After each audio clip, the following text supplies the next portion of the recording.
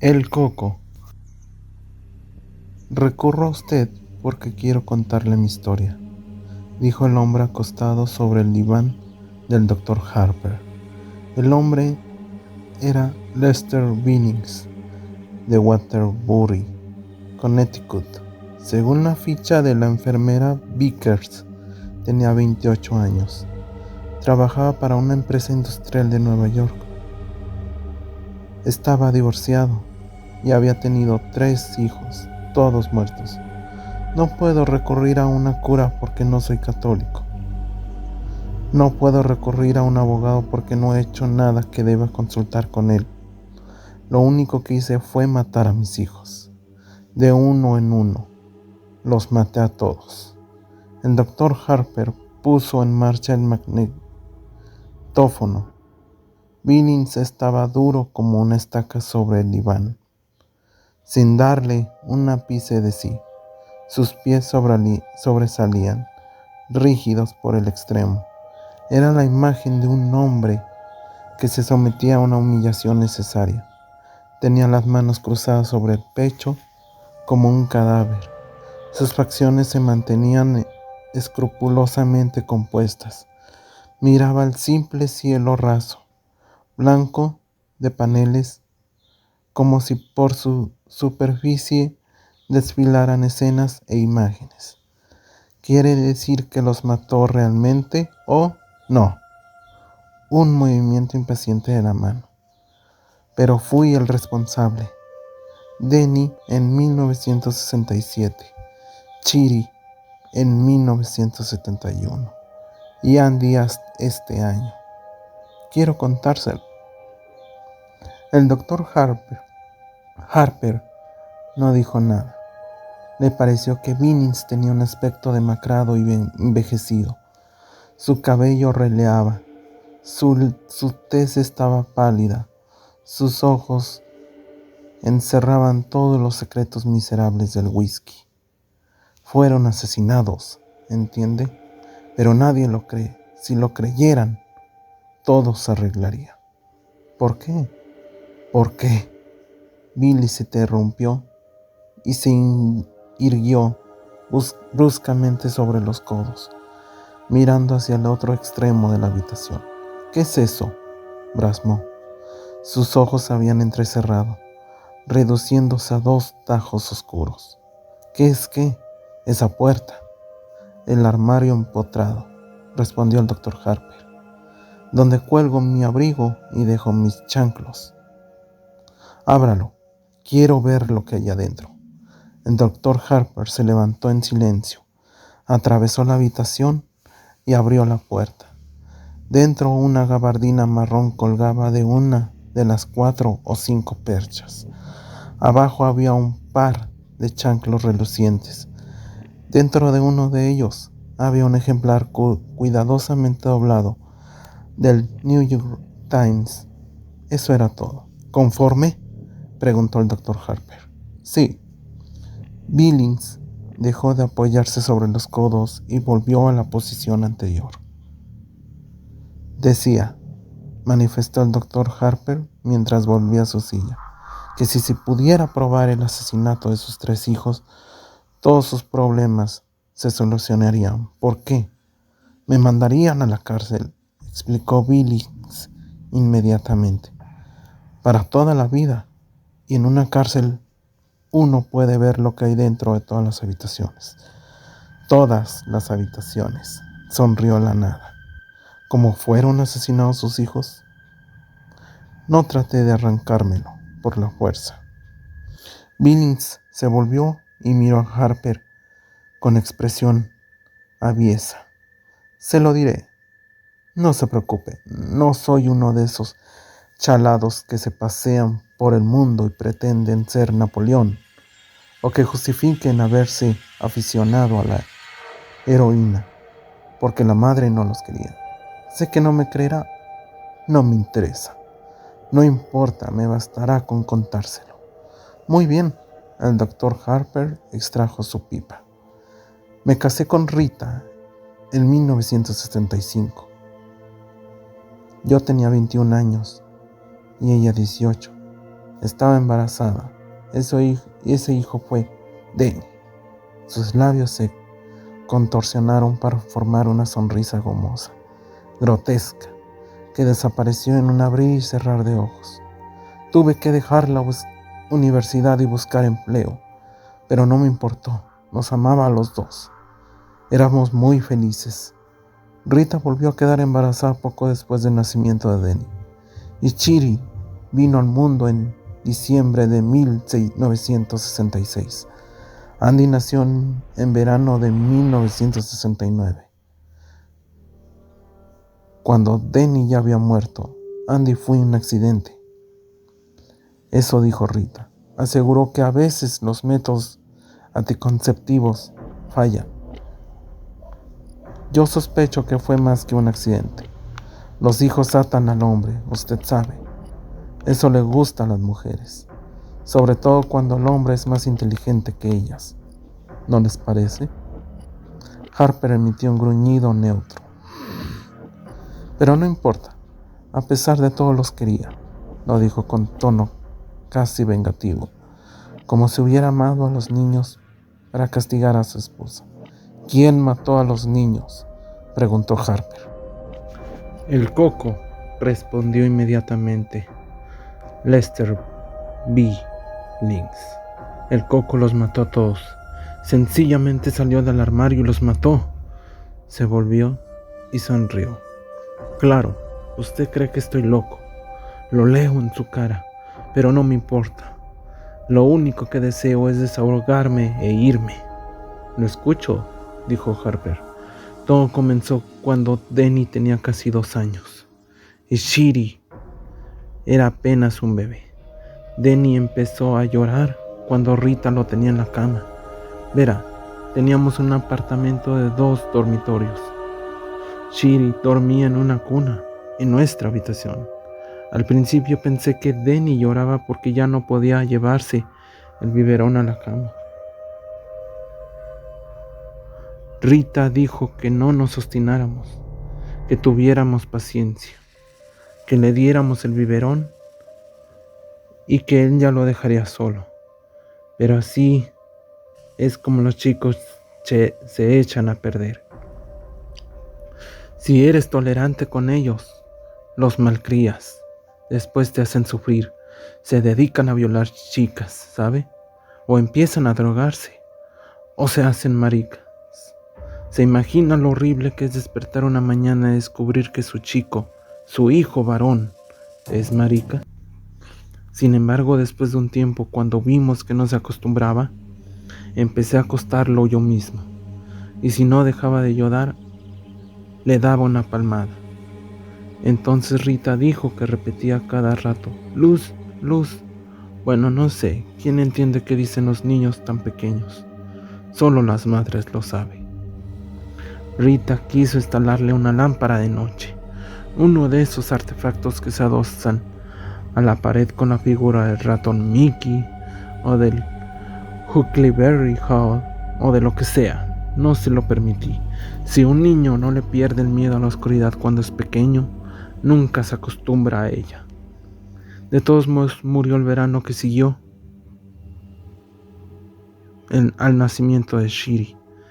Esa noche lo metí en la cama y empezó a llorar enseguida. Esta vez entendí lo que decía. Señaló directamente al armario cuando lo dijo. ¡El Coco!, gritó. ¡El Coco, papá! Apagué la luz y salí de la habitación. Y le pregunté a Rita por qué le había enseñado esa palabra al niño. Sentí deseos de pegarle un par de bofetadas, pero me contuve. Juro que nunca se la había enseñado. La acusé de ser una condenada embustera. Verá, ese fue un mal verano para mí. Solo conseguí que me emplearan para cargar camiones de Pepsi Cola en un almacén. Y estaba siempre cansado. Chiri se despertaba y lloraba todas las noches. Y Rita la tomaba en brazos y gimoteaba. Le aseguro que a veces tenía ganas de arrojarlas a las 2 por la ventana. Jesús, a veces los mocosos te hacen perder la chaveta. Podría matarlos. Bien, el niño me despertó a las 3 de la mañana puntualmente. Fue al baño, medio dormido, ¿sabe? Y Rita me preguntó si había ido a ver a Dani. Le contesté que lo hiciera ella y volví a acostarme. Estaba casi dormido cuando Rita empezó a gritar. Me levanté y entré en la habitación. El crío estaba acostado boca arriba, muerto, blanco como la harina, excepto donde la sangre se había acumulado por efecto de la gravedad. La parte posterior de las piernas, la cabeza, las nalgas, tenía los ojos abiertos. Eso era lo peor, ¿sabe? Muy dilatados y vidriosos, como los de las cabezas de alces que algunos tipos cuelgan sobre la repisa, como las fotos de esos chinitos de Vietnam. Pero un crío norteamericano no debería tener esa expresión. Muerto boca arriba, con pañales y pantaloncitos de goma, porque durante las últimas 2 semanas había vuelto a orinarse encima. ¡Qué espanto! Yo amaba a ese niño. Billings meneó la cabeza lentamente y después volvió a ostentar la misma sonrisa gamosa grotesca. Rita chillaba hasta desgañifarse. Trató de alzar a Denny y mecerlo, pero no se lo permití. A la Pony no le gusta que uno toque las evidencias, lo sé. ¿Supo entonces que había sido el coco?, preguntó Harper apaciblemente. Oh, no, entonces no. Pero vi algo. En ese momento no le di importancia, pero mi mente lo archivó. ¿Qué fue? La puerta del armario estaba abierta. No mucho. Apenas una rendija, pero verá. Yo sabía que la había dejado cerrada. Dentro había bolsas de plástico. Un crío se pone a jugar con una de ellas y adiós. Se asfixia, ¿lo sabía? Sí. ¿Qué sucedió después? Billing se encogió de brazos. Lo enterramos. Miró con morbosidad sus manos, que habían arrojado tierra sobre 3 pequeños ataúdes. ¿Hubo una investigación? Claro que sí. Los ojos de Billings centellearon con un brillo sartónico. Vino un jodido matasanos con un estetoscopio y un maletín lleno de chicles y una zamarra robada de alguna escuela de veterinaria. Colapsó en la cuna. Fue el diagnóstico. ¿Ha oído alguna vez semejante disparate? El crío tenía 3 años. El colapso en la cuna es muy común durante el primer año de vida, explicó Harper puntillosamente. Pero el diagnóstico ha aparecido en los certificados de defunción de los niños de hasta 5 años, a falta de otro mejor. ¡Mierda!, espetó Billings violentamente. Harper volvió a encender su pipa. Un mes después del funeral, instalamos a Chiri en la antigua habitación de Denny. Rita se resistió con uñas y dientes, pero yo dije la última palabra. Me dolió, por supuesto. Jesús, me encantaba tener a la mocosa con nosotros, pero no hay que sobreproteger a los niños, pues en tal caso se convierten en lisiados. Cuando yo era niño, mi madre me llevaba a la playa y después se ponía roca gritando: no te internes tanto, no te metas allí, hay corrientes submarinas, has comido hace 1 hora, no te zambullas de cabeza. Le juro por Dios que incluso me decía que me cuidara de los tiburones. ¿Y cuál fue el resultado? Que ahora ni siquiera soy capaz de acercarme al agua. Es verdad, sí. Me arrimo a una playa, me atacan los calambres. Cuando Denny vivía, Rita consiguió que lo llevase una vez con los niños a Sabine Rock.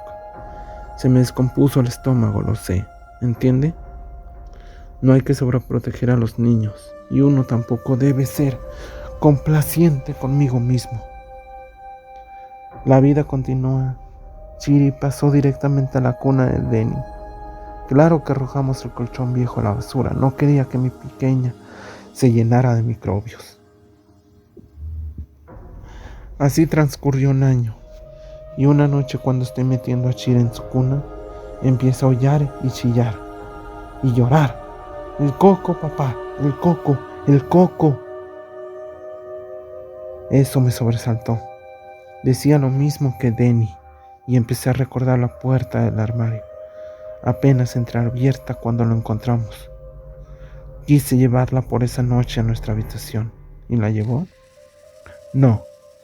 Vinny se miró las manos y sus facciones se convulsionaron. ¿Cómo podía confesarle a Rita que me había equivocado? Tenía que ser fuerte. Ella había sido siempre una marioneta. Recuerde con cuánta facilidad se acostó conmigo cuando aún no estábamos casados. Por otro lado, dijo Harper, recuerde con cuánta facilidad usted se acostó con ella, Vinix. Que estaba cambiando la posición de sus manos. Se puso rígido y volvió lentamente la cabeza para mirar a Harper. ¿Pretende tomarme el pelo? Claro que no, respondió Harper. Entonces deje que le cuente a mi manera, espetó Vinix. Estoy aquí para desahogarme, para contar mi historia. No hablaré de mi vida sexual, si eso es lo que usted espera. Rita y yo hemos tenido una vida sexual muy normal, sin perversiones. Sé que a algunas personas les excita hablar de eso, pero no soy una de ellas. De acuerdo, asintió Harper. De acuerdo, repitió Vinix, con ofuscada arrogancia. Parecía haber perdido el hilo de sus pensamientos, y sus ojos se desviaron, inquietos hacia la puerta del armario, que estaba herméticamente cerrada. ¿Prefiere que la abra?, preguntó Harper. ¡No!, se apresuró a exclamar Vinix. Lanzó una risita nerviosa. ¿Qué interés podría tener en ver sus chanclos? Y después de una pausa dijo, el coco también la mató a ella. Se frotó la frente, como si estuviera ordenando sus recuerdos. Un mes más tarde, pero antes sucedió algo más. Una noche hubo un ruido ahí adentro y después Chiri gritó. Abrí muy rápidamente la puerta. La luz del pasillo estaba encendida y ella estaba sentada en la cuna, llorando. Y algo se movió en las sombras junto al armario. Algo se deslizó. La puerta del armario estaba abierta, un poco, solo una rendija. Vinny se humedeció los labios. Chiri hablaba a gritos del coco y dijo algo más que sonó como garras. Solo que ella dijo galas, ¿sabe? A los niños les resulta difícil pronunciar la R. Rita vino corriendo y preguntó qué sucedía. Le contesté que la había asustado las sombras de las ramas que se movían en el techo. ¿Galochas?, preguntó Harper. ¿Galochas? Galas. Son una especie de chanclos. Quizá había visto las galochas en el armario y se refería a eso. Quizá, murmuró Vinix. Quizás se refería a eso, pero yo no lo creo. Me pareció que decía garras. Sus ojos empezaron a buscar otra vez la puerta del armario. Garras, largas garras. Su voz se había reducido a un susurro. ¿Miró dentro del armario? Sí. Las manos de Vinix estaban fuertemente entrelazadas sobre su pecho, tan fuertemente que se le veían una luna blanca en cada nudillo. ¿Había algo dentro ahí? No vi nada, chilló Vinix de súbito, y las palabras brotaron atropelladamente, como si se hubiera arrancado un corcho negro del fondo de su alma. Cuando murió la encontré. Verá, estaba negra, completamente negra. Se había tragado la lengua y estaba negra como una negra de un espectáculo de negros. Y me miraba fijamente. Sus ojos parecían los de un animal embalsamado, muy brillantes y espantosos, como canicas vivas. Como si estuvieran diciendo, me pilló, papá, tú dejaste que me pillara. Tú me mataste. Tú le ayudaste a matarme. Su voz se apagó gradualmente. Un solo lagrimón silencioso se deslizó por su mejilla. Fue una convulsión cerebral, ¿sabe? A veces le sucede a los niños. Una mala señal del cerebro. Le practicaron la autopsia en Hartford y nos dijeron que se había asfixiado al tragarse la lengua durante una convulsión. Yo tuve que volver solo a casa porque Rita se quedó allí, bajo el efecto de los sedantes. Estaba fuera de sí. Tuve que volver solo a casa. Y sé que a un crío no le atacan las convulsiones por una alteración cerebral. Las convulsiones pueden ser el producto de un susto. Y yo tuve que volver solo a la casa donde estaba eso. Dormí en el sofá, susurró, con la luz encendida. ¿Sucedió algo?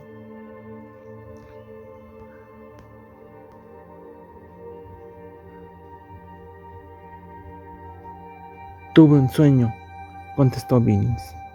Estaba en una habitación oscura y había algo que yo no podía ver bien. Estaba en el armario. Hacía un ruido viscoso. Me recordaba un cómic que había leído en mi infancia. Cuentos de la cripta. ¿Lo conoce? ¡Jesús! Había un personaje llamado Graham Ingles, capaz de invocar a los monstruos más abominables del mundo y algunos de otros mundos. De todos modos, en este relato una mujer ahogaba a su marido, ¿entiende? Le ataba unos bloques de cemento a los pies y lo arrojaba a una cantera inundada. Pero él volvía. Estaba totalmente podrido y de color negro verdoso. Y los peces le habían devorado un ojo y tenía algas enredadas en el pelo. Volvía y la mataba. Y cuando me desperté en mitad de la noche pensé que lo encontraría inclinándose sobre mí con garras, largas garras. El doctor Harper consultó el reloj digital embutido en su mesa. Mr. Billings estaba hablando desde hacía casi media hora. Cuando su esposa volvió a casa, dijo: ¿Cuál fue su actitud respecto a usted? Aún me amaba, respondió Billings orgullosamente. Seguía siendo una mujer sumisa. Ese es el deber de la esposa, ¿no le parece? La liberación femenina solo sirve para aumentar el número de chalados. Lo más importante es que cada cual sepa ocupar su lugar, su sitio en la vida. Eso es. Billings hizo chasquear los dedos. Y la mujer debe seguir al marido. Oh, durante los primeros 4 o 5 meses que siguieron a la desgracia estuvo bastante mustia. Arrastraba los pies por la casa. No cantaba, no veía la TV, no reía. Yo sabía que se sobrepondría. Cuando los niños son tan pequeños, uno no llega a encariñarse tanto. Después de un tiempo, hay que mirar su foto para recordar cómo eran exactamente. Quería otro bebé, agregó con tono lúgubre. Le dije que era una mala idea. Oh, no de forma definitiva, sino por un tiempo. Le dije que era hora de que nos conformáramos y empezáramos a disfrutar el uno del otro. Antes nunca habíamos tenido la oportunidad de hacerlo. Si queríamos ir al cine, teníamos que buscar una baby sister. No podíamos ir a la ciudad a ver un partido de fútbol si los padres de ella no aceptaban a cuidar a los críos, porque mi madre no quería tener trato con nosotros. Denny había nacido demasiado poco tiempo después de que nos casamos, ¿entiende? Mi madre dijo que Rita era una zorra, poco vulgar trotacalles. Así era como la llamaba siempre, trotacalles. ¿Qué le parece? Una vez se me hizo sentar y me recitó la lista de las enfermedades que podía pescarme si me acostaba con una prostituta. Me explicó cómo un día aparecía una gallita en el pene y al día siguiente se estaba pudriendo. Ni siquiera aceptó venir a la boda. Billings tamborileó con los dedos sobre su pecho. El ginecólogo de Rita le vendió un chisme llamado DIU, dispositivo intrauterino. Absolutamente seguro, dijo el médico. Bastaba insertarlo en el aparato femenino y listo. Si hay algo ahí, el óvulo no se fecunda, ni siquiera se nota. Dirigió la mirada al techo y sonrió con lúgubre dulzura. Ni siquiera sabes si está ahí. Y al año siguiente volvió a quedar embarazada. Vaya seguridad absoluta. Ningún método anticonceptivo es perfecto, explicó Harper. La píldora solo lo es en el 98% de los casos.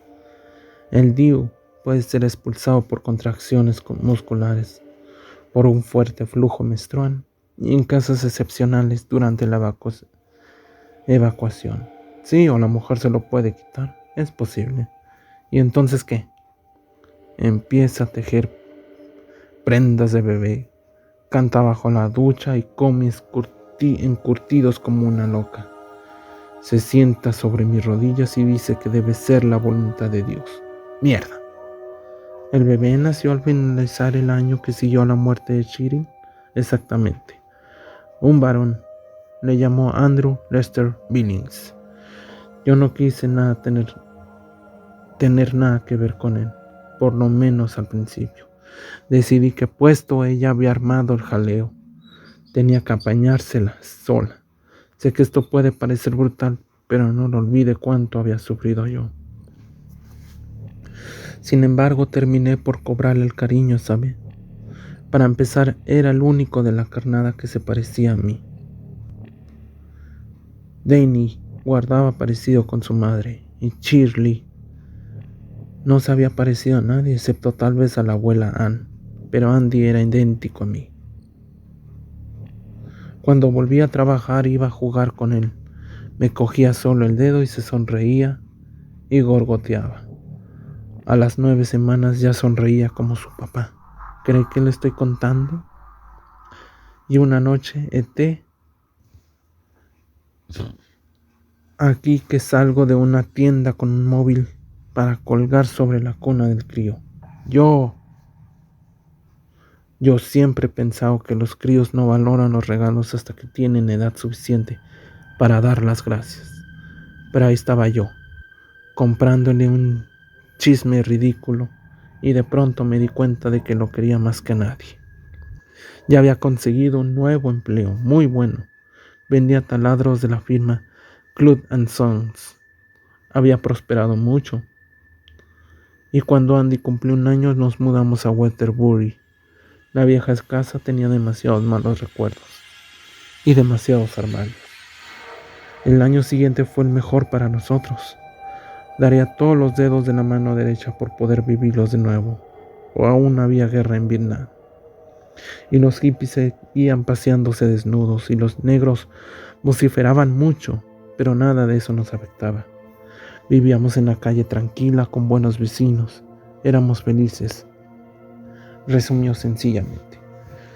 Un día le pregunté a Rita si no estaba preocupada. Usted sabe, dice que no hay 2 sin 3.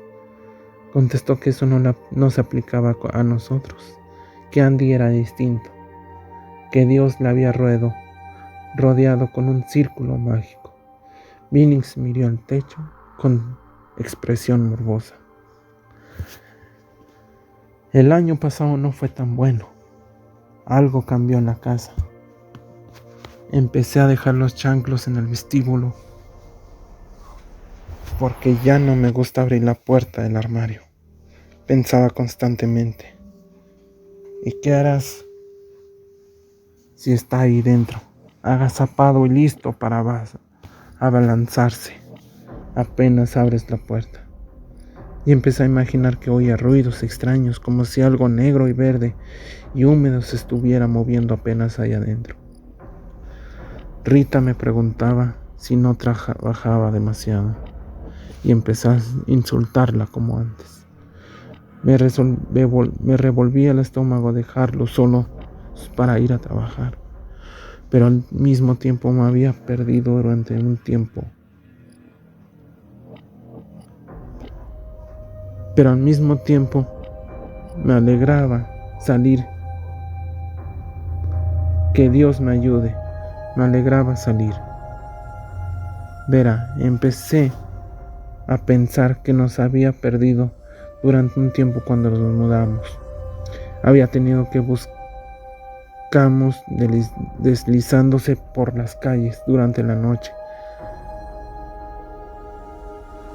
y quizás reptando por las alcantarillas, olfateando nuestro rastro. Necesito un año, pero no se encontró. Ha vuelto, me dije. Le apetece Andy, y le apetezco yo. Empecé a sospechar que quizás si pienses mucho tiempo en algo y crees que existe, termina por corpizarse. Quizá todos los monstruos con los que nos asustan cuando éramos niños, Frankenstein y el hombre lobo y la momia, existían realmente. Existían en la medida suficiente para matar a los niños que aparentemente habían caído en un abismo o se habían ahogado en un lago o tan solo habían desaparecido. Quizá. ¿Se está evadiendo de algo, señor Billings? Billings permaneció un largo rato callado. En el reloj digital pasaron 2 minutos. Por fin dijo bruscamente: Andy murió en febrero. Rita no estaba en casa, había recibido una llamada de su padre. Su madre había sufrido un accidente de coche un día después del año nuevo, y creían que no se salvaría. Esa misma noche, Rita cogió el autobús. Su madre no murió, pero estaba mucho tiempo, 2 meses en la lista de pacientes graves. Yo tenía una niñera excelente que estaba con Andy durante el día. Por la noche nos quedábamos solos y las puertas de los armarios porfiaban en abrirse. Billings se humedeció los labios. El niño dormía en la misma habitación que yo, es curioso. Además, una vez, cuando cumplió 2 años, Rita me preguntó si quería instalarlo en el otro dormitorio. Spock, u otro de esos charlatanes, sostiene que es malo que los niños duerman con los padres, ¿se entiende? Se supone que eso les produce traumas sexuales o algo parecido. Pero nosotros lo hacíamos cuando el crío dormía y no quería mudarlo. Tenía miedo, después de lo que le había pasado a Danny y a Sherry. Pero lo mudó, ¿verdad?, preguntó el doctor Harper. Sí, respondió Billings. En sus facciones apareció una sonrisa enfermiza y amarilla. Lo mudé. Otra pausa. Billings hizo un esfuerzo para proseguir. Tuve que hacerlo, espetó por fin. Tuve que hacerlo. Todo andaba bien mientras Rita estaba en su casa. Pero cuando ella se fue, eso empezó a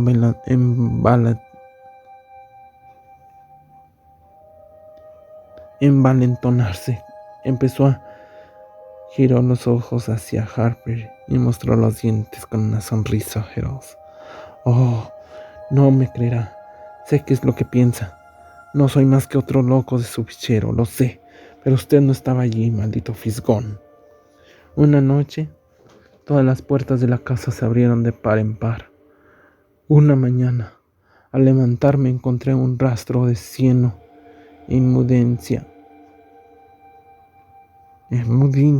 en el vestíbulo. Entré al armario de los abrigos y la puerta principal. ¿Eso salía o entraba? No lo sé, juro ante Dios que no lo sé.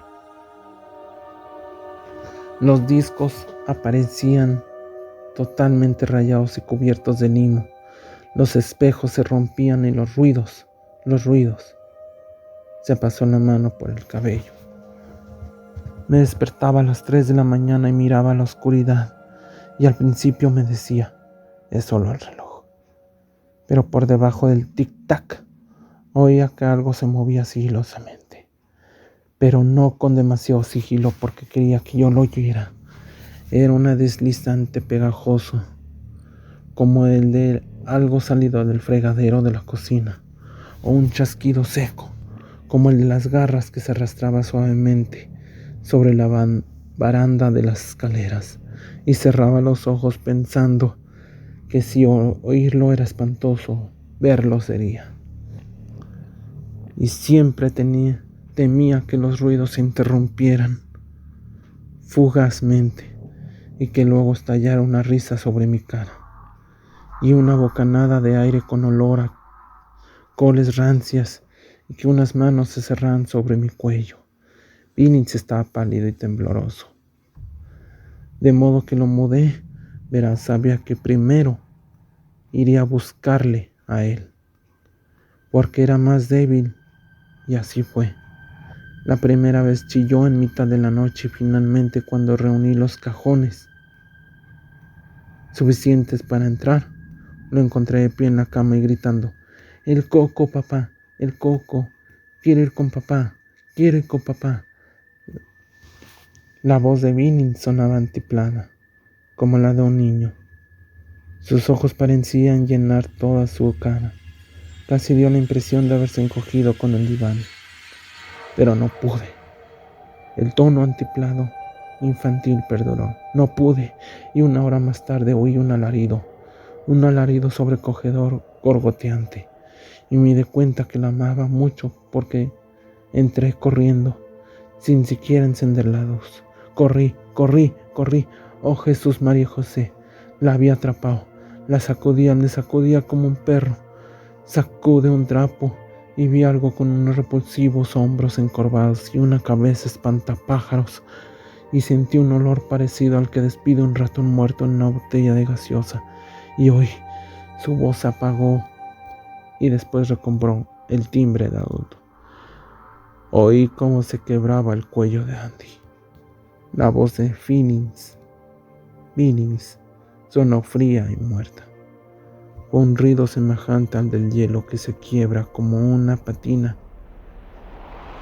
sobre un estanque en invierno. ¿Qué sucedió después? Oh, eché a correr, respondió Vinix con la misma voz fría muerta. Fui a una cafetería que estaba abierta durante toda la noche. ¿Qué le parece esto? Como prueba de cobardía. Me metí en una cafetería y bebí 6 tazas de café. Después volví a casa, ya amanecía, llamé a la policía. Aún antes de subir al primer piso, estaba tumbado en el suelo, mirándome, acosándome. Había perdido un poco de sangre por una oreja, pero solo una rendija. Se cayó. Harper miró el reloj digital. Había pasado 50 minutos. Pídale una hora a la enfermera, dijo. Los martes y jueves. Solo he venido a contarle mi historia, respondió Vinix. Para desahogarme le mentí a la policía, ¿sabe? Dije que probablemente el crío había tratado de bajar de la cuna por la noche y se lo tragaron. Claro que sí. Eso era lo que parecía, un accidente, como los otros. Pero Rita comprendió la verdad. Rita comprendió finalmente. Se cubrió los ojos con el antebrazo derecho y empezó a sollozar. Señor Vinix, tenemos que conversar mucho, manifestó el doctor Harper después de una pausa. Creo que podremos eliminar parte de sus sentimientos de culpa, pero antes tendrá que desear realmente librarse de ellos. ¿Acaso piensa que no lo deseo?, exclamó Vinix, apartando el antebrazo de sus ojos. Estaban rojos, irritados, dolidos. Aún no, prosiguió Harper afablemente. Los martes y jueves, maldito curandero, masculló Vinix después de un largo silencio. Está bien. Pídale una hora a la enfermera, señor Vinix. Adiós. Vinix soltó una risa hueca y salió rápidamente de la consulta sin mirar atrás. La silla de la enfermera estaba vacía. Sobre el secante del escritorio había un cartelito que decía: vuelvo enseguida. Billings se volvió y entró nuevamente en la consulta. Doctor, su enfermera... No había nadie en la habitación, pero la puerta del armario estaba abierta. Solo una pequeña rendija. Qué lindo, dijo la voz desde el interior del armario. Qué lindo. Las palabras sonaron como si hubieran sido articuladas por una boca llena de algas descompuestas. Billings se quedó paralizado donde estaba mientras la puerta del armario se abría. Tuvo una vaga sensación de tibieza en el bajo vientre cuando se orinó encima. ¡Qué lindo!, dijo el coco mientras salía arrastrando los pies.